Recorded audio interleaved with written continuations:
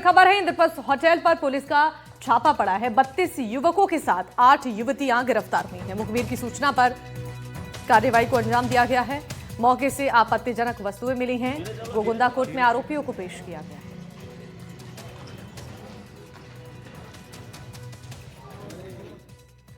और घटिया दवाई पर ड्रग कंट्रोल विभाग की कार्रवाई देखी गई है। जयपुर में 5 दवाइयों की बिक्री पर रोक लगा दी गई है। एलर्जी, शुगर, बीपी और बैक्टीरियल इन्फेक्शन की जो दवा है उसे बैन कर दी गई है। घटिया क्वालिटी की ग्लव्स की बिक्री पर रोक हो गई है और एक कंपनी के सर्जिकल ग्लव्स की बिक्री पर रोक लगाते हुए ये आदेश जारी किया गया है। क्वालिटी में कमी मिलने पर दवाइयां बैन हुई हैं। ड्रग कंट्रोलर की तरफ से कहा गया है घटिया दवाई को लेकर कंपनियों पर पहले भी कार्रवाइयां हुई हैं। इसके अंदर 3 हिमाचल प्रदेश की, 2 उत्तराखंड की और 1 राजस्थान की है। इसके अंदर मुख्यतः जो प्रिपरेशंस हैं, जैसे लिवोसिट्रेजिन हो गया या ओफ्लॉक्सासिन हो गया, तो उनके अंदर जो मुख्य घटक हैं उनकी मात्रा निर्धारित जो मापदंड है उसके अनुसार नहीं पाए गए, तो उसके कारण वो अवमानक कोटि की घोषित हुई हैं। इसके संबंध में हमने संबंधित राज्य के औषधि नियंत्रक को भी सूचित कर दिया है। ड्रग कंट्रोलर जनरल इंडिया को भी इंटीमेट कर दिया है। वहाँ पे इस मामले में अग्रिम जांच की जाएगी। और देश के सबसे बड़े धार्मिक स्थलों में शुमार खाटू श्याम जी मंदिर के ट्रस्ट के चुनाव बीते दिनों संपन्न हुए हैं। युवा सदस्यों से बनी कमेटी के कंधों पर मंदिर प्रशासन का दरोमदार है। 10 दिनों में बाबा श्याम का एकादशी और नए साल के मौके पर 5 दिवसीय मेले का आयोजन होने वाला है। साथ ही फरवरी में शुरू होने वाला सालाना फाल्गुन मेला भी कमेटी टीम के लिए परीक्षा की घड़ी है। सालाना मेले में 20 लाख के आसपास श्रद्धालु शामिल होते हैं। वहीं नए साल के मौके पर 10 लाख भक्तों के आने की उम्मीद है। मामले को लेकर श्री श्याम मंदिर कमेटी के पूर्व अध्यक्ष ने बताया कि श्री श्याम मंदिर कमेटी की इस बार युवा टीम है। हम सब कमेटी के लोग एक साथ हैं और मेले को लेकर कमेटी बेहतरीन इंतजाम करेगी। श्री श्याम मंदिर कमेटी के नवनिर्वाचित मंत्री माधवेंद्र सिंह चौहान ने कहा कि युवा टीम श्याम भक्तों के लिए खास इंतजाम करेगी। थोड़ा युवा टीम है तो इसके हिसाब से काम भी थोड़ा तेज होगा और थोड़ा जितना जल्दी हम फास्ट काम कर सकते हैं उतना कर सकेंगे। और क्या मैसेज देना चाहेंगे श्याम भक्तों को देश भर में? बस आप जितना अच्छे से हम दर्शन करा पाए लोगों को उतना बढ़िया हमारे लिए, और बेटर से बेटर चीजें करेंगे मंदिर के लिए। बाबा श्याम की सेवा के ये लिए संकल्प है और युवा पीढ़ी है, इनको भी आगे आने का चांस दिया गया। बाबा श्याम ने भक्तों की बहुत ही सुलभ दर्शन सेवा करने का बहुत सुनहरा मौका मिला है।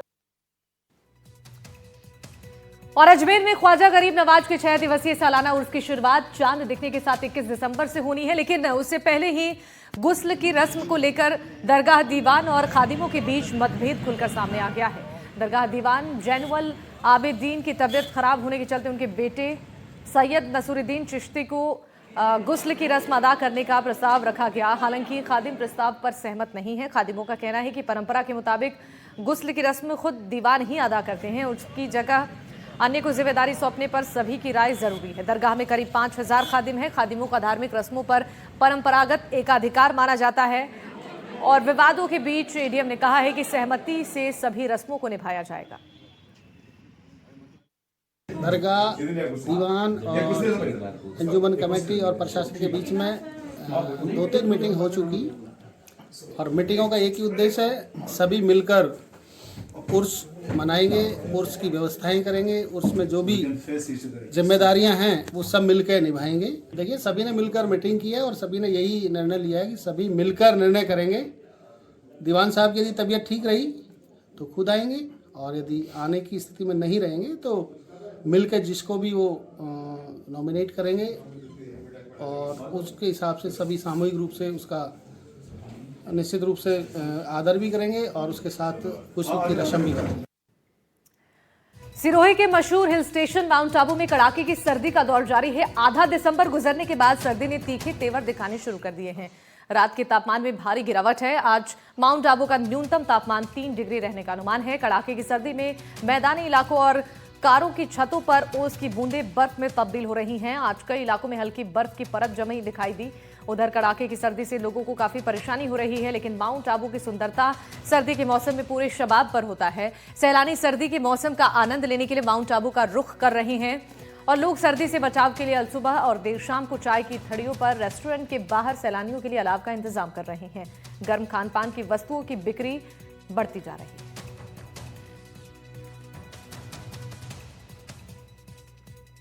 और फलोदी में एमएसपी पर मूंगफली की खरीद को लेकर किसानों में असंतोष देखी जा रही है। राजफेड में एमएसपी के लिए 7,240 रुपए की दर तय की गई है, लेकिन किसानों ने एमएसपी को 10,000 करने की मांग की।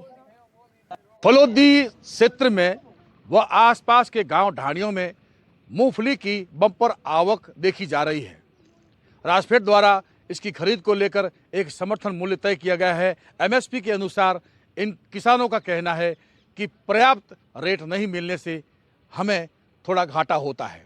किस तरह का घाटा और किस तरह की जो समस्या है, यहाँ किसान खड़े हैं। पहले ट्रैक्टरों के माध्यम से जो लाए हैं मैं दिखा दूं। ये ट्रैक्टर खड़े हैं, यहाँ पर देखिए ट्रैक्टर है, ट्रकें भी हैं और बाहर ट्रकें भी खड़ी हैं और किसान खड़े हैं। किसानों का कहना है कि इस एमएसपी रेट को जो है बढ़ाया जाए और खासतौर जो समय सीमा है भुगतान की वो जो है वो कम की जाए। क्या एमएसपी रेट है? एमएसपी 83 पैसों। आप क्या चाहते हैं? हम 10,000 चाहते हैं सर। 10,000 चाहते हैं। हाँ। और तुरंत पैसे अगर आपको लेने हो तो क्या कुछ व्यवस्था? हाँ तो पेमेंट आता होना चाहिए। पेमेंट सर 2 महीना 3 महीने कर देता है। 2 महीने 3 महीने कर? हाँ। अच्छा। जल्दी पेमेंट करना, पेमेंट की कमी घनी है। हाँ, और ट्रैक्टर यहाँ आया खड़ा पड़ा आया तो ये अतवा तुलना सही है। कल रात 3 बजे रवाना होया ही के मैं ऊपर कोई धनी नहीं है, पूछना लो कोई टोकन कर। कितना घंटे से खड़े हैं आप? मारना 6-7 घंटा। तो क्या एमएसपी से आप संतुष्ट हो? नहीं। कितनी होनी चाहिए? कम से कम 10,000 रुपये होने चाहिए। अभी कितनी है? अभी तो 72 रुपये 63 पैसे हैं। और जब नकदी आपको चाहिए तो कुछ काट के देते हैं क्या? नहीं देते, खाते में आएंगे पैसे 15-20 दिन, महीना 2 महीना। खेती जमीन नाम। इन्हीं खबरों के साथ इस बुलेटिन में बस इतना ही। नमस्कार।